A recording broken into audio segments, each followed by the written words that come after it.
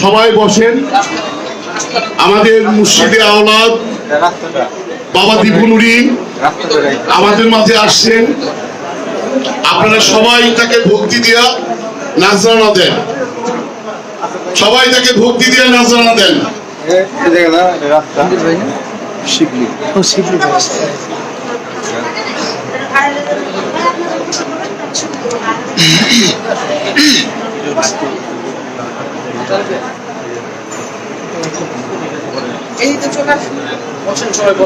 ভাই ঘুরে যার যার আসেন না। আমার দিতে আমার দিতে ভিডিও ভিডিও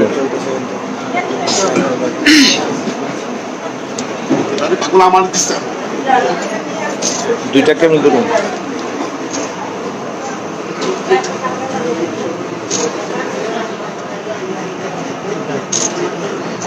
আপনারা সবাই এদিকে বসেন, এইদিকে যারা লাইনে দেখা করতে আসবেন তারা লাইনে আসেন।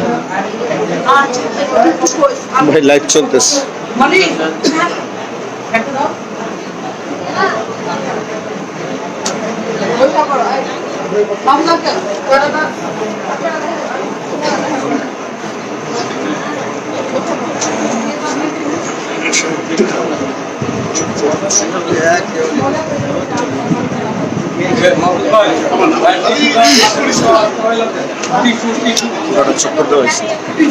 ভাই এটা করেন না লাইভ, এটা বড় ভাই কে দিল যেটা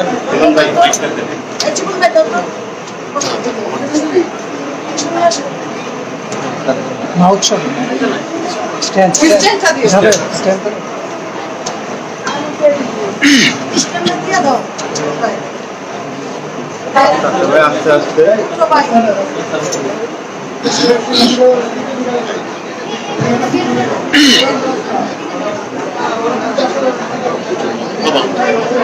আমার দিতে আমার কেউ দিবি না।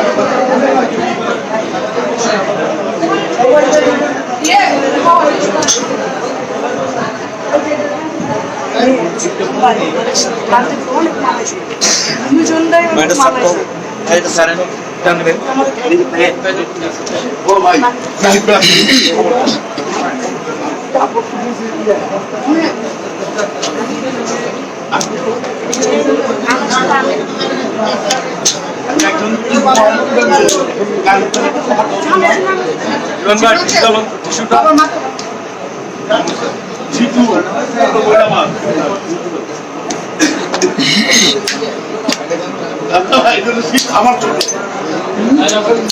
লাইনের ঘর ছোট আমার ছিলেন না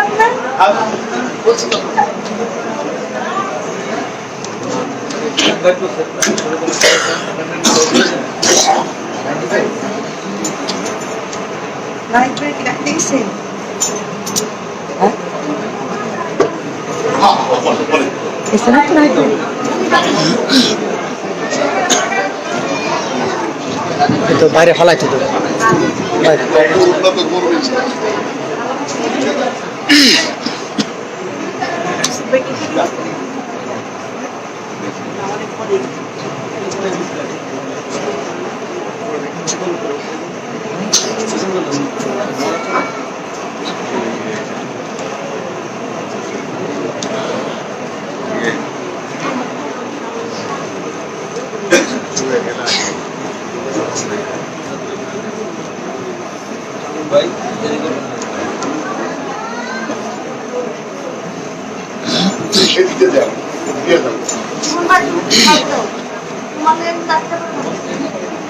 نحمده ونصلي على رسوله الكريم أما بعد بسم الله الرحمن الرحيم আজকে 27 ফেব্রুয়ারি চুনকুটিয়ার এই ফকিরনি দরবার শরীফে বাৎসরিক কার্যক্রমে আজকে দৌড়ে শুনি। আমি অথম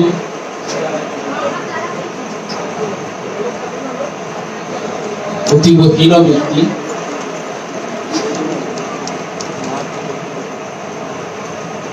আজকে ইউরোপ শরীফে আসতে পেরে আমি সত্যি আনন্দিত এবং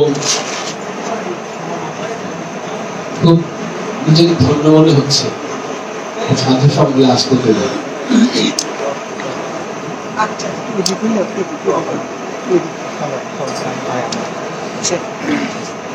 ডাক্তার বাবা জাহাঙ্গীর বা ইমাম আলী সুরেশ্বরী, যিনি এই দরবার শরীফের প্রতিষ্ঠাতা, এই প্রতিষ্ঠানের যিনি গোড়াপত্তন করেছেন, উনি আমার অত্যন্ত প্রিয় ভাজন, আমার শ্রদ্ধেয়, এবং আমিও ওনার অত্যন্ত প্রিয় ভাজন এবং স্নেহধন্য। আজকে আমি এখানে বসে আছি, বেদম ভাই নিচে বসে আছে, এটা নিতান্তই এই গুরুবাদের যে প্রথা, ঊর্ধ্বতনকে যে সম্মান জানানোর যে প্রথা, সেটা নিতান্তই এরকম একটা আচরণ। এখান থেকে কোনো অন্য কিছু মূল্যায়ন করার কোনো সুযোগ নেই। আমি হীন, ক্লীব, ক্ষুদ্রাতি ক্ষুদ্র, তথাপি কোন এক দৈবক্রমে আমার জন্ম হয়েছিল এমন এক গ্রহের ঘরে, যেই ঘরে আমার ঊর্ধ্বতন পুরুষ বাংলার অলিপুর গৌরব রবি, বেলায়েত গগনের পূর্ণ শশী হিজরি 14 শতকের মুজাদ্দেদ, ফখরুল শাইখিন সুলতানুল মুহিদ্দিন ওয়াল কামিলিন, শামসুল উলামা মালাউল আলা কুতুবুল ইরশাদ গাউসুল আজম হযরত মাওলানা শাহ সুফি আহমদ আলী ওরফে বাবা জান শরীফ শাহ সুরেশ্বরী কিবলা কাবা, আমার ঊর্ধ্বতন পুরুষ, আমি তার অধস্তন আওলাদ। নিতান্তই সেই খাতিরে আজকে আমি এখানে কথা বলছি, আপনারা শুনছেন, আমি এখানে বসে আছি, আপনারা নিচে বসে আছেন। এছাড়া আমার ব্যক্তিগত কোনো অর্জন নেই। এবং এই যে সম্মান, এই যে প্রেম, এই যে মহব্বত, এই যে তাজিম পেশ হচ্ছে, এই যে নজর নেওয়া যা কিছু হচ্ছে, এটা সমস্ত কিছুর হকদার হচ্ছে বাবা জান শরীফ শাহ। আমি নিতান্তই নিমিত্ত মাত্র ছিলাম মাত্র, এবং বাবা জানু বাবার পবিত্র চরণ যুগলে তার সেই পবিত্র চরণ যুগলে আরজ থাকবে আপনাদের এই প্রেম, ভক্তি, বিশ্বাস যেন তিনি কবুল আর মঞ্জুর করেন। বাবা সুরেশ্বরীর দর্শন অত্যন্ত স্বচ্ছ। জানু বাবার একটা কিতাবে আমি পেয়েছিলাম, মুর্শিদের মানে পীরের প্রতি আনুগত্য প্রদর্শন, পীরের প্রতি আনুগত্য প্রদর্শন বাধ্যতামূলক না। এটা বাধ্যতামূলক না, মানে করতেই হবে এমন কোনো কথা না। আপনি আপনার মুর্শিদকে ভজনা করবেন, আপনার গন্তব্য আপনার মুর্শিদ করবেন। মুর্শিদের প্রতি আনুগত্য প্রদর্শন যুক্ত নয়, যুক্ত নয়, এটা কোনো শর্তের মধ্যে পড়বে না। এটা করতেও পারেন, নাও করতে পারেন, এটা আপনার ইচ্ছা। কিন্তু মুর্শিদের প্রতি আনুগত্য সেটা শর্তযুক্ত। এখানে কোনো চিন্তা করার কোনো স্থান নাই। আমি যে এখানে কথা বলছি, আগে একজন কথা বলছিলেন, দামি দামি কথা বলছিলেন, হয়তো এই যে ওনার কথা বন্ধ করে আমাকে এখানে কথা বলতে দেওয়া হয়েছে, এটা একটা শিষ্টাচার বহির্ভূত কাজ। অ্যাকচুয়ালি এটা একটা আনুষ্ঠানিকতার ধারাবাহিকতাকে এভাবে ভঙ্গ করে দেওয়া, এটা আমাদের বাংলাদেশের কালচারে প্রধান অতিথি আসলে সবাই কার্যক্রম চেঞ্জ হয়ে যায়, বড় বড় মঞ্চে আসলে এরকমই ব্যাপারটা এরকম ঘটেছে। আসলে একজন শিল্পী গান যখন করেন, তখন তার গানটা শেষ না হওয়া পর্যন্ত যত বড় শিল্পী আসুক, যত গুরুত্বপূর্ণ ঘটনাই ঘটুক, সেই গানটা শেষ হতে দিতে হয়। এটা কিছু একটা শিষ্টাচার, কিছু শুদ্ধাচারের বিষয় আছে, সদাচরণের বিষয় আছে। সেই জন্য আমি আমার পূর্ববর্তী যে বক্তা, তার কাছে আমি লজ্জিত। আসলে এটা জানবো আমার খাতিরে। তো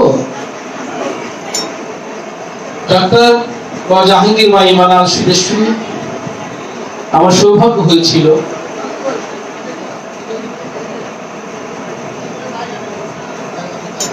কালান্দার বাবার সেই বিখ্যাত অজিফা, সেই অজিফা নিয়ে আমি নরসিংদীর সেই ধ্যান সাধনা মোরাকাবার স্কুলে কয়েকটা দিন কাটানোর আমার সৌভাগ্য হয়েছে। এই বাংলাদেশে আজকে উনি আমার দাদার মুরিদ, দাদার তরিফা, আমার দাদা জান বাবা জালাল মুরি কেবলা কাবার ভক্ত মুরিদ। এই জন্য আমরা ভিন্নভাবে দেখি অনেকেই, আমরা মূল্যায়নটা সেভাবে করি না, আমাদেরই বিষয়টা এরকম। কিন্তু এই বাংলাদেশের প্রেক্ষাপটে সুফিবাদের যে জমিন, সুফিবাদের যে ক্ষেত্র, সেই ক্ষেত্রটার মধ্যে উনি যে অবদান রেখেছেন, এটা একটা বিস্ময়কর বিষয়। আমি ব্যক্তিগতভাবে সুফি সদরুদ্দিন আহমেদ চিশতিকে ভীষণ ভাবে ভালোবাসি। ওনার লেখা, ওনার দর্শন, ওনার মতবাদ এবং ওনার যুক্তি প্রচন্ড ভাবে পছন্দ করি। আমি এক কথায় আসক্ত। আমি সদরুদ্দিন আহমেদ চিশতিতে আমি আসক্ত। বাবা জামশেদ শাহ বাবার পরে বাংলা ভাষায় আমি তার অবদানের জন্য যার পর নাই কৃতজ্ঞ। কিন্তু তারপরেও ডাক্তার বাবা জাহাঙ্গীর উনি যা লিখেছেন সাধারণের মত মানুষকে বোঝার মতো করে, সুফি সদরুদ্দিন আহমেদ চিশতির লেখা অনেকেই বুঝে না। এরকম অনেকেই বলে, আমার যারা আমার কিছু ফলোয়ার্স আছে, কিছু লোকজন আছে, আমাদের বললে ওনারা অনেকে বলেন যে আমি বুঝি না লেখাগুলো, সুর লেখা অনেকে বুঝেন না। কিন্তু এই যে সহজ পাঠ্য করে তোলা, মানুষের সহজ বোধগম্য করে তোলা, একটা কথা দুভাবে বলা যায়, একটু খুব ঘুরিয়ে পেঁচিয়ে দুর্বোধ্য করে, আর একটা কথা সরল ভাবে। আমরা ডাক্তার জাহাঙ্গীর ইমানাল সুরেশ্বরী ওনার লেখায় যে সরল ভাবে বিভিন্ন যুক্তি দিয়ে তিনি যেভাবে সুফিবাদের কথাগুলো, গুরুবাদের কথাগুলো তুলে ধরেছেন, এটার প্রতি যে এটার কৃতজ্ঞতা আসলে বলে শেষ করা যাবে। দেখেন আজকে সারা বাংলাদেশ জুড়েই ওনার অনুসারী আছে।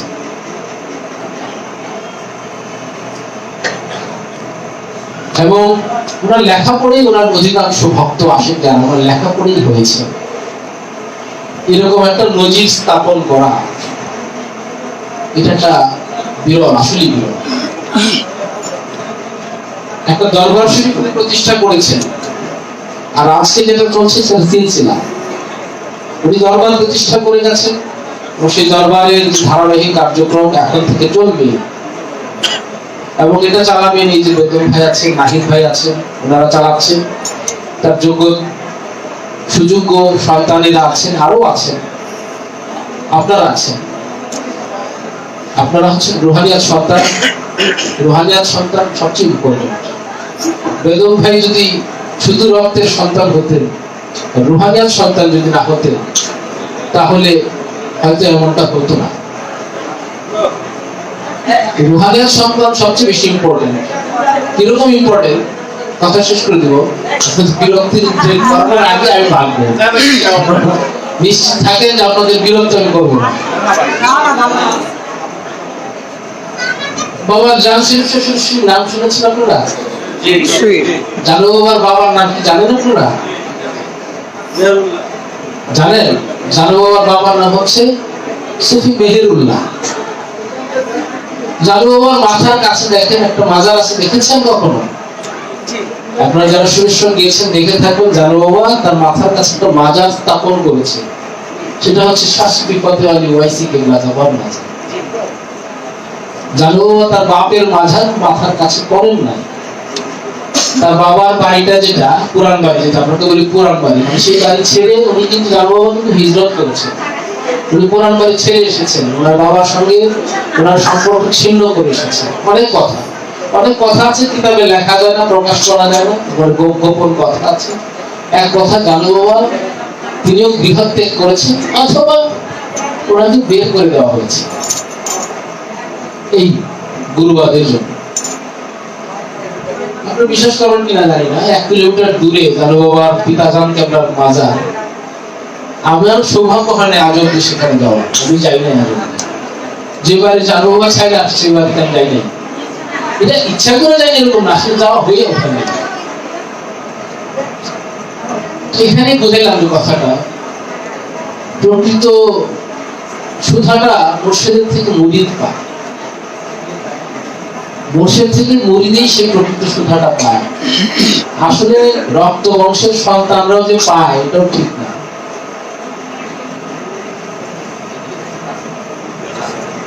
তুলে যাব, একটা কথা বলে যাই। আমি অনেক চিন্তা করে দেখছি যে আল্লাহ যে পরম নিরপেক্ষ। একটা কথা আমি শেয়ার করি, যারা মনে করেন যে আপনি সুরেশ্বর আওলাদ, আপনি তো অনেক আগায় আছেন, শুনেছেন জন্মসূত্রে, এই দুইটা পার্থক্য। এছাড়া আত্মিক ভাবে অবস্থানগত খুব একটা পার্থক্য হয় না। এখন বিষয় হলো, আমি সুরেশ্বরের আওলাদ বলে আপনার থেকে আগে আছি, ঠিক না? আগে আছি কোনটা? জন্মের পর থেকে দেখতেছি এটা কালচারটা, গুরু। জন্মের পর থেকে দেখছি ভজনা, জন্মের পর থেকে দেখছি প্রেম, জন্মের পর থেকে প্লাস পয়েন্ট, তাই না? আমি সুরেশ্বরের আওলাদ হওয়া, এটা একটা প্লাস পয়েন্ট। আবার একটা মাইনাস পয়েন্ট আছে, কি? আমি সুরেশ্বরের আওলাদ, এটা কিন্তু মাইনাস পয়েন্ট। এই যে আমি সুরেশ্বরের আওলাদ বলার সাথে সাথে আমার ভিতরে একটা ভাব আসছে, আমি মুর্শিদের আওলাদ, তুমি মুর্শিদের মুরিদ, আমি আমার বাপের ছেলে, তুমি বাপের ভক্ত। এই যে আমার ভিতরে ভাবটা আসছে, এটা আমার হচ্ছে মাইনাস বা ডিসঅ্যাডভান্টেজ। তো আমার অ্যাডভান্টেজ হওয়ার সাথে সাথে আমার ডিসঅ্যাডভান্টেজ হওয়ার সম্ভাবনাও সমান। আমরা সবাই একটা সমান জায়গায় অবস্থান করি, সেটা বুঝতে পারলে, সেটাকে গ্রহণ করতে পারলে। আজকে আমরা যতটুকু আগাবো, এটা একটা এরকম দৌড়ের মতো। একটা দৌড় আপনারা দেখেছেন টেলিভিশনে, দেখবেন একটা কাঠিনের দৌড় দেয়, কাঠিনে দৌড়তে থাকে, আরেকজন অপেক্ষা করে সামনে, সে গিয়ে কাঠিটা তার সামনের লোকটাকে। একজন ব্যক্তি একটা কাঠিনের সামনের লোকটা যাওয়া পর্যন্ত যে সময়টা ধরে নিলাম, এটা আমাদের একটা জন্ম। আমার পার্টনারের কাছে আমি কাঠিটা যদি আগে পৌঁছাতে পারি, সে আগে রান করতে পারবে, সে আগে যেতে পারবে। এই দৌড়টা আপনারা দেখছেন কিনা? তো আমাদের এক একটা জন্ম এরকমই, আমরা যতটুকু আগাইতে পারি, এটা পরের জন্মে গিয়ে আবার আমরা একটু আগায়, একটু পরিবেশটা একটু ভালো হয়। আগাইতে না পারলে পরিবেশটা একটু প্রতিকূল পরিবেশে আসে, কিন্তু আর্থিক অবস্থাটা একই রকম থাকে, একদম গভীর হাকিগত অবস্থা একই রকম। সবাই এক জায়গা থেকে জানি শুরু, এই কথাটুকু আগাইতে পারে। আজকে এখানে যে অনুষ্ঠান হচ্ছে, এত গ্রন্থ উনি রচনা করেছেন, অকৃপণ ভাবে উনি লিখে গিয়েছেন। বাবা সুরেশ্বরীর আদর্শ তো ওনার মাঝে আমরা দেখতে পাই। বাবা সুরেশ্বরী শুধু নিজে আল্লাহর ওলি তা না, বাবা সুরেশ্বরী অকৃপণ ভাবে তার ভক্তদের জন্য রেখে গিয়েছে, বলে গিয়েছেন, উপদেশ দিয়ে গিয়েছেন। আমরা নূরে হক গঞ্জেরুল, সিররে হক জামিলুল, মাতলাউল উলুম, সফিনায়ে সফর, আইনাইন, এই যে সমস্ত কিতাবগুলো, মদিনা কালকাওয়াতারের সফিনা, এই সমস্ত কিতাবগুলো আমরা জানু বাবার কাছ থেকে পেয়েছি। আরো দুটো কিতাব ছিল, এগুলো আর পাওয়া যায় না এখনো পর্যন্ত, সন্ধান করে আমরা পাই নাই। যাই হোক, এই বিষয় হচ্ছে যে জানুবাদ শুধু নিজে অর্জন করেছেন, তার ভক্তদেরকে অকাতরে দান করেছেন এবং এমন ভাবে এমন সব কথা বলেছেন, এমন সব কথা জানুবাবু বলেছেন, এটা একটা আসলেই আপনারা, আমি অবাক হয়ে যাই। আমরা এখনো জানুবাবার কিতাব পড়ে এখনো অনেক কিছু বুঝি না। জানুবাবার নূরে হক গঞ্জের কিতাবটার নাম আপনারা অনেকেই শুনেছেন। দয়ালের দয়ায় একটা বড় ধরনের দুঃসাহস করেছি, নূরে হক গঞ্জের কিতাবটাকে গদ্য রূপে, কিন্তু পদ্য রূপে এবং বর্তমান ভাষায় ভাষান্তর না ঠিক এটাকে ভাবা, মানে এটা আমরা আমাদের ভাষায় ব্যাখ্যা করার চেষ্টা করছি। আমি বসেছি আজকে 4-5 দিন যাবত শুরু করছি, মাত্র 1-2টা চ্যাপ্টার হয় না, এখন একটা চ্যাপ্টার পড়তেছি, জানি না শেষ করতে পারবো কিনা, তবু বললাম গোপন কথা, গোপন রেখে না আপনার প্রয়োজন না কারো কাছে। তো লাইভ হয়ে গেছে দাদা।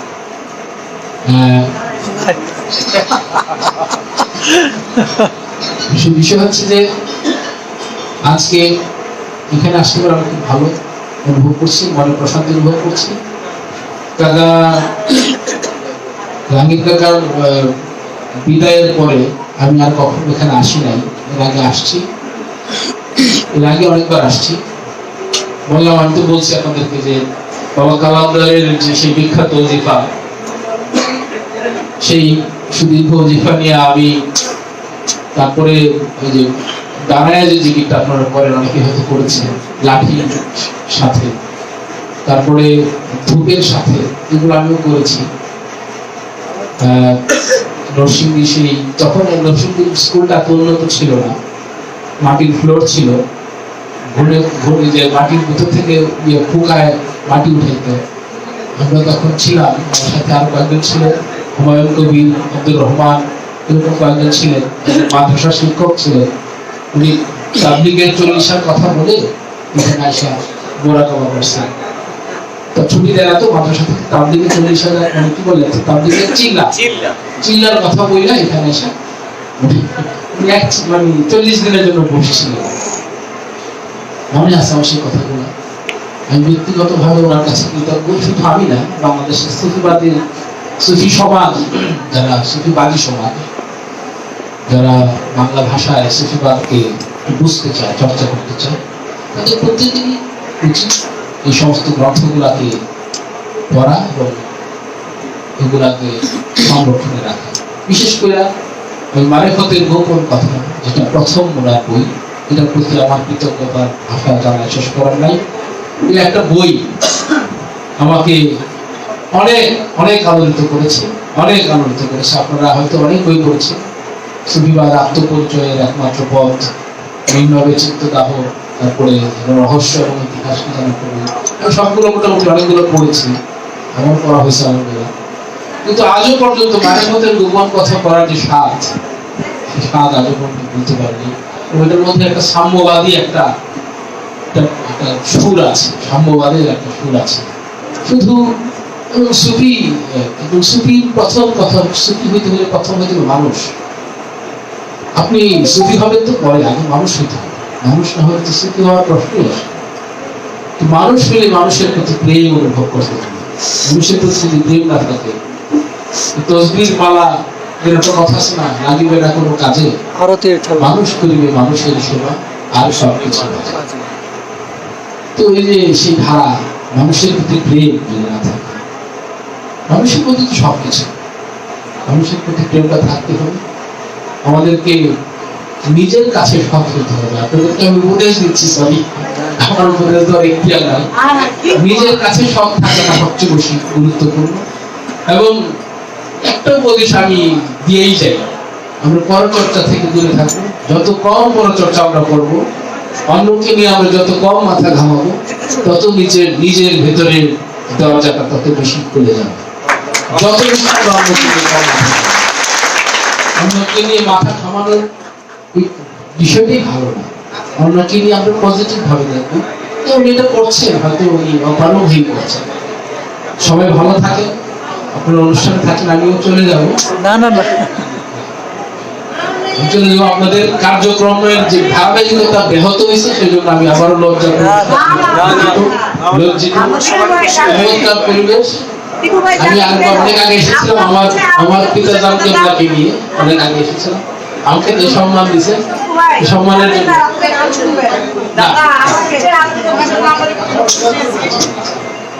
আমি খুব খুশি ছিলাম। বেগম ভাই, নাহিদ ভাই এবং আমার বোনেরা, আপনারা আমাকে যেভাবে গ্রহণ করেছেন এজন্য আমার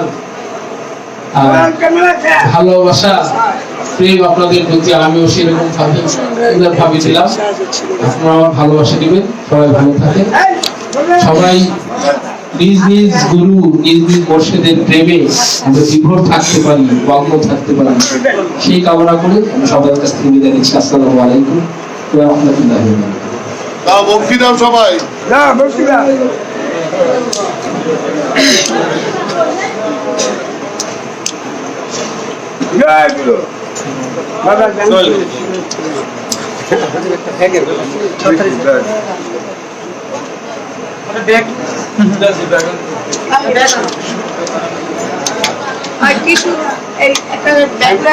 গেছে রাজু গেছে। আরেকটা কথা বলি, এখানে আমার আরেকজন বান্ধব রয়েছে,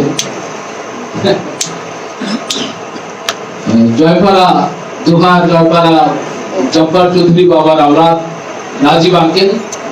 উনি আমার সম্পর্কে আঙ্কেল হন, আমার চাচাজান কেবলার আত্মীয়। ওনার প্রতি আমার সালাম রইল। সেই সাথে এখানে যারা আছেন অন্যান্য দরবারের যদি কেউ থাকে সকলের প্রতি আমার প্রেম, ভালোবাসা এবং সালাম রইল। আসসালামু আলাইকুম ওয়া রাহমাতুল্লাহি ওয়া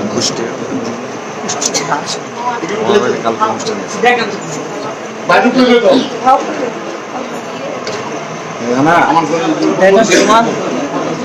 আসো আমাকে যে